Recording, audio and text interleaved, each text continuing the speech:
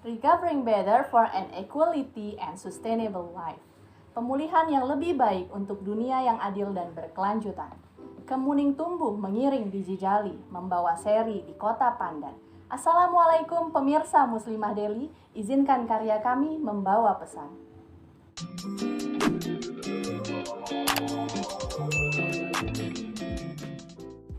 Alhamdulillah pemirsa, kami hadir kembali dalam rubrik yang mengangkat tema International Peace Day atau sering dikenal dengan Hari Perdamaian Internasional yang setiap tahunnya diperingati pada 21 September.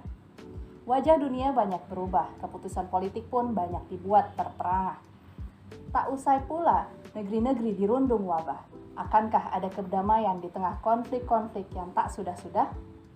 Telah dilansir oleh Riset Global Terrorism Index, ada 6 negara yang memiliki indeks perdamaian global terendah dan kesemuanya adalah kaum muslimin. Di antaranya ada Somalia, Sudan, Yaman, Afghanistan, Suriah, dan juga Irak. Nah, pemirsa, dari topik yang diangkat oleh PBB pada perayaan International Peace Day, akankah membawa kedamaian yang diidam-idamkan oleh dunia saat ini? Untuk itu pemirsa, mari kita bahas topik ini bersama dengan narasumber kita kali ini, yakni Ibu Ria Nurfika Ginting selaku dosen dan juga akademisi hukum internasional yang telah bersama kita saat ini. Apa kabar Ibu? Alhamdulillah sehat. Alhamdulillah, terima kasih Ibu telah memberikan kesempatannya untuk tim Muslimah Delhi kali ini. Sama-sama. Ibu, dari perayaan Hari Internasional yang diangkat oleh PBB kali ini, apa sebenarnya makna dari perdamaian itu sendiri menurut Ibu? Oke. Jadi perdamaian ya. Jadi kalau kita udah bahas yang namanya perdamaian, ini cita-cita seluruh bangsa pastinya ya, menginginkan yang namanya perdamaian. Tapi perlu dipahami apa sebenarnya perdamaian gitu ya. Apakah perdamaian ini hanya sekedar saling baik-baik aja kondisinya gitu ya, apa tidak ada konflik itu disebut berdamai gitu ya. Jadi kalau kita lihat dari sisi politiknya ya, yang namanya damai itu pada saat ini harus dikaitkan dengan negara ya, karena kita bahas internasionalnya juga di sini. Jadi perdamaian itu adalah yang pertama bagaimana negara memberikan keamanan ya, atau mengatasi konflik lah ya, konflik yang terjadi baik domestik maupun internasional, karena negara punya kewajiban itu ya, menjaga konflik domestik dia ataupun di dunia internasional, karena negara-negara itu kan tidak berdiri sendiri kayak gitu. Lalu yang kedua, bagaimana dia memberikan keamanan kepada masyarakat di dalamnya, di dalam negara tadi gitu ya, keamanan dari kriminalitas, keamanan dari tekanan ya, kestabilan politiknya gitu ya. Yang berikutnya harus ada yang namanya kemampuan militernya. Jadi bohong nonsen kalau dibilang militer itu bukan sesuatu yang penting dalam sebuah negara gitu ya.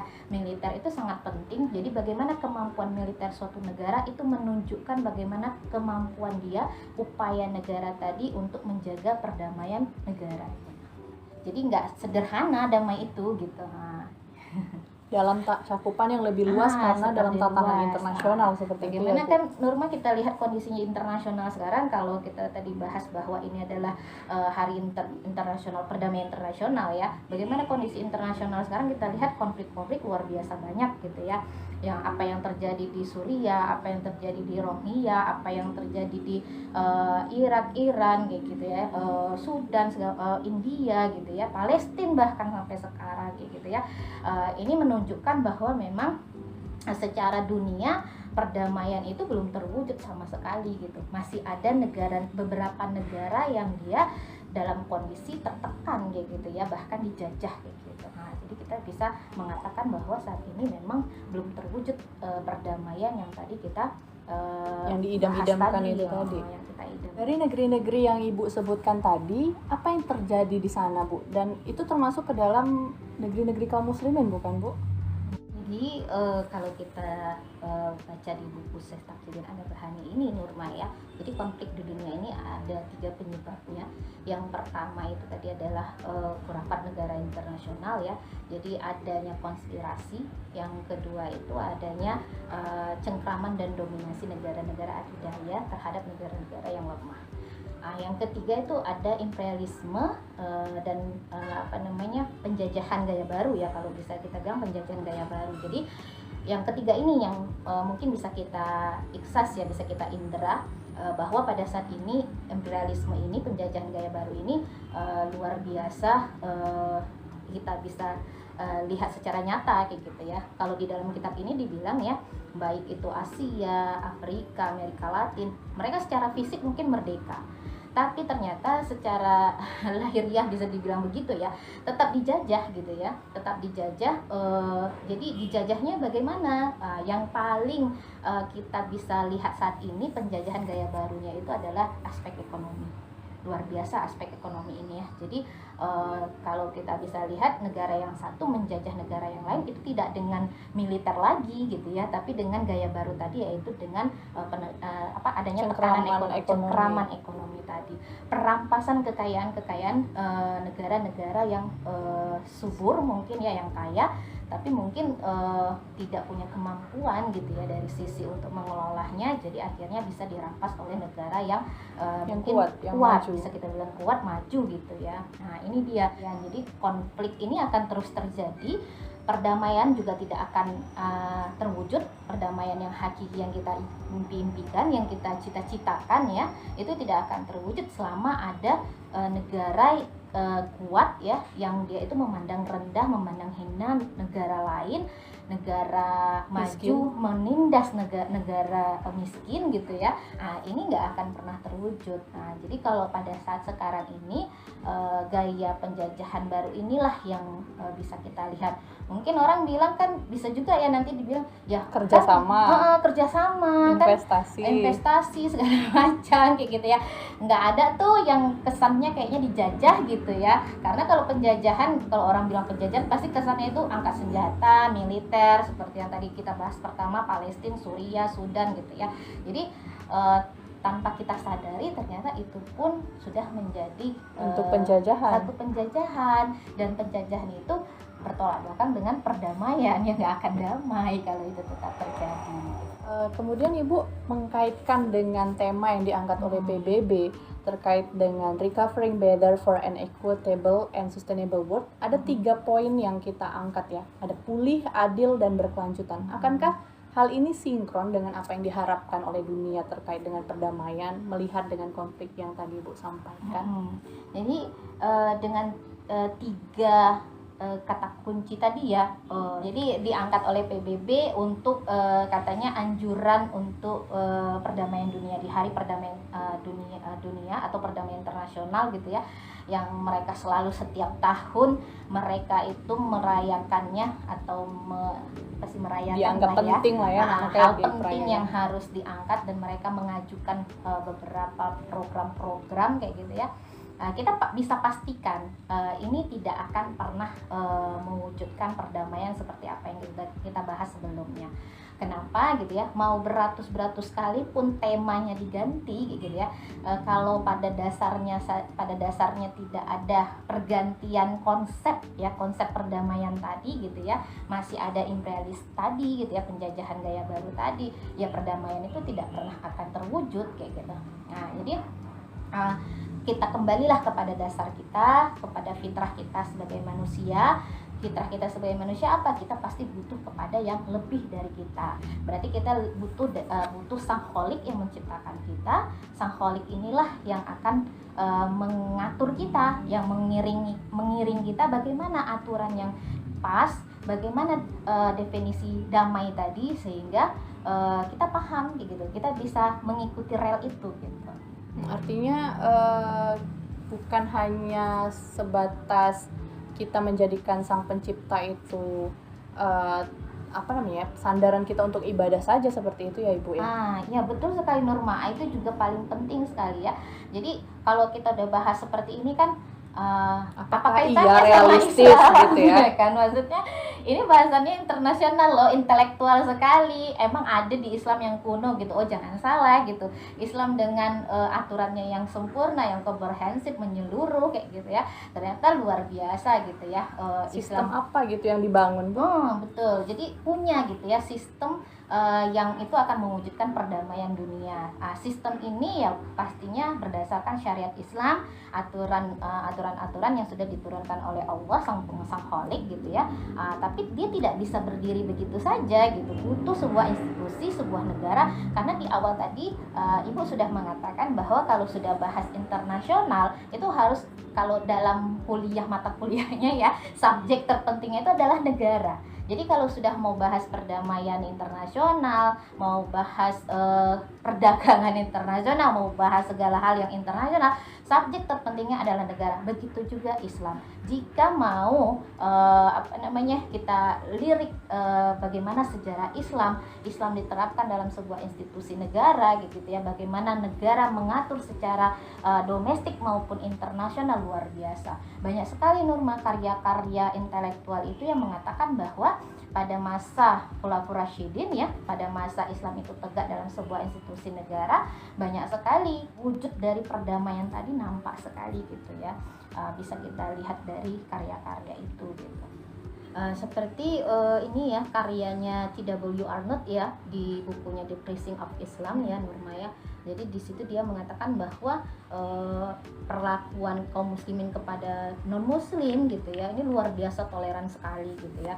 Walaupun jumlah penduduk Yunani pada saat itu lebih banyak daripada orang Turki di setiap provinsinya katanya gitu ya, ternyata mereka tidak pernah merasakan yang namanya penindasan kayak gitu ya. Bahkan hidup dengan damai tadi gitu ya. Ini sejalan dengan firman Allah Subhanahu wa taala dalam Quran surah Saba ayat 28. Di situ Allah berfirman yang artinya, terjemahannya, kami tidak mengutusmu Muhammad untuk seluruh umat manusia sebagai pemberi kabar dan peringatan. Berarti kan memang sebenarnya kan Islam itu turun untuk seluruh umat manusia kayak gitu. Jadi ya perdamaian yang hakiki itu ya dengan penerapan Islam secara kafah dalam sebuah institusi tadi yang sudah saya sampaikan. Karena dari awal kita sudah menyampaikan Islam itu tidak hanya ibadah ritual saja, tidak hanya sholat, zakat, puasa saja, tapi juga mengatur sebuah institusi pemerintahan ya, diterapkan secara kafah, secara sempurna di dalam sebuah institusi tadi, negara tadi, sehingga ya negara tadilah yang akan mengayomi gitu ya, yang akan menerapkan syariat tadi, yang itu akan dijalankan oleh semua yang mau tunduk kepada aturan tadi kayak gitu ya. Jadi ya Islam rahmatan lil alamin lah yang nanti akan memberikan perdamaian hakiki tadi, kalau kita memang mendambakan perdamaian hakiki. Kenapa demikian ya? Islam rahmatan lil alamin ini juga perlu ada perbaikan makna ya. Jadi Islam rahmatan lil alamin ini kan akan terwujud kalau memang dia diterapkan secara sempurna, secara kafah gitu ya. Jadi nggak bisa ibadah ritual tadi saja. Jadi Islam itu ada mengatur mengenai politik dalam negeri, luar negeri, masalah pemerintahan, masalah militer pun ya. Itu salah satu tadi sekupan damai yang di awal kita sampaikan definisinya tadi, ya harus ada militer yang kuat untuk menjaga perdamaian sebuah negara kan gitu. Jadi nonsen kalau negara itu dibilang punya militer berarti tidak tidak menjaga perdamaian kayak gitu. Seperti Islam nanti ya, Islam pada dasarnya dengan akidah Islamnya, dengan syariatnya, konsep politik luar negerinya ya itu adalah menyebarkan Islam, dakwah gitu ya, dakwah ke seluruh dunia gitu. Dakwah ini nanti diiringi dengan adanya futuhat. Futuhat ini adalah jihad ya, jihadnya kaum muslimin. Ini yang sering sekali disalah artikan definisinya gitu ya oleh orang-orang, bahwa Islam itu berarti suka perang, Islam itu suka berantem gitu ya, suka yang kacau balau seperti itu karena mengakui jihad tadi, futuhat tadi. Ini perbedaannya. Jadi kalau saya di kelas itu juga pernah menyampaikan Nurma ya, kalau secara hukum internasionalnya futuhat ini juga ada tuh dituliskan di dalam buku di dalam buku internasional itu gitu ya, futuhat ini ya disamakan dengan penjajahan. Nah, jadi ini perlu ada perbedaannya. Penjajahan dengan futuhat itu beda sekali, jauh berbeda. Jadi kalau tadi kita bahas gaya penjajahan baru ya, imperialisme, yang lama itu dengan kolonialisme dengan penjajahan tadi, dengan fisik gitu ya, dan pasti akan menghancurkan yang dijajah, kan begitu. Kalau futuhat beda, karena pada dasarnya tadi keinginan tujuan awalnya adalah menyebarkan Islam ke seluruh dunia gitu ya. Kalau kita lihat di sirah gitu ya, kita baca sirah bagaimana perjalanan Rasulullah sebagai kepala negara. Jadi Rasulullah adalah juga seorang kepala negara. Beliau akan mengutus delegasinya terlebih dahulu.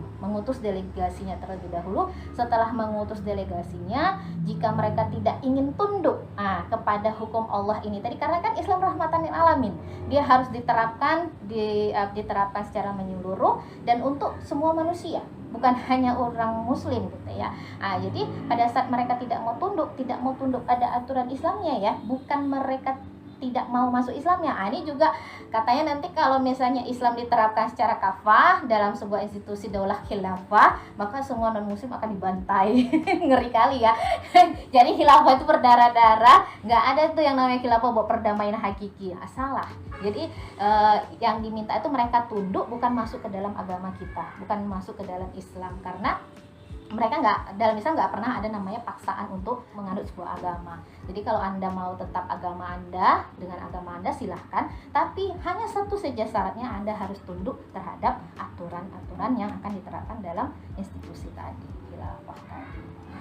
Jadi sangat berbeda dengan kolonial apalagi neoliberalisme ya. Bahkan kalau futuhat itu kalau membangun, bahasa gitu. Pasnya dengan Indonesia penaklukan ya. Jadi bukan penjajahan, penaklukan. Setelah ditaklukkan diapain gitu ya? Apakah ditaklukkan lalu mereka dibinasakan gitu? Tidak, ditaklukkan malah mereka disejahterakan. Kalau mau jujur ya baca sejarahnya, jadi jangan sejarah yang sudah diselewengkan ya, jujur sejarah penaklukan Konstantinopel gitu ya. Itu warga Konstantinopelnya bukan ditaklukkan oleh Muhammad Al-Fatih, itu bukan sedih gitu, nanti kami dibantai gitu. Enggak, kenapa? Karena ternyata penduduk Konstantinopel itu sudah mendengar kabar setiap negara yang difutuhati oleh daulah khilafah gitu ya sejahtera. Malah mereka nggak sejahtera pada saat itu. Pemerintahnya korupsi, suka menindas warganya gitu ya. Jadi pada saat difutuhati itu bukan malah seperti penjajahan kan. Kalau penjajahan ya kita lihat sejarah penjajahan Indonesia dari masa Belanda, Jepang, luar biasa menderitanya. Kalau Konstantin mereka menyambut Muhammad Al-Fatih sebagai pahlawan yang sudah akan membebaskan mereka dari penjajahan pemerintahnya sendiri gitu ya. Masya Allah, luar biasa. Inilah perdamaian yang kita harapkan dan kita impi-impikan, tapi bukan impian siang bolong ya, seperti ada tuh yang ngomong di sosmed ya, yang menginginkan khilafah itu mimpi di siang bolong katanya. Ini bukan sebuah mimpi, ini sudah ditorehkan dengan tinta emas gitu ya di dalam sejarah sirahnya juga bisa kita baca.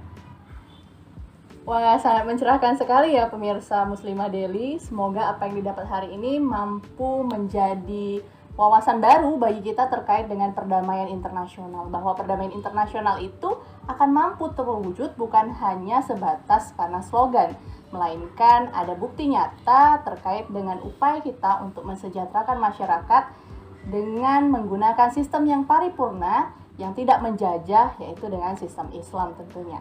Demikianlah Muslimah Daily kita kali ini. Saya Nurma Al-Wahidah pamit undur diri. Assalamualaikum warahmatullahi wabarakatuh.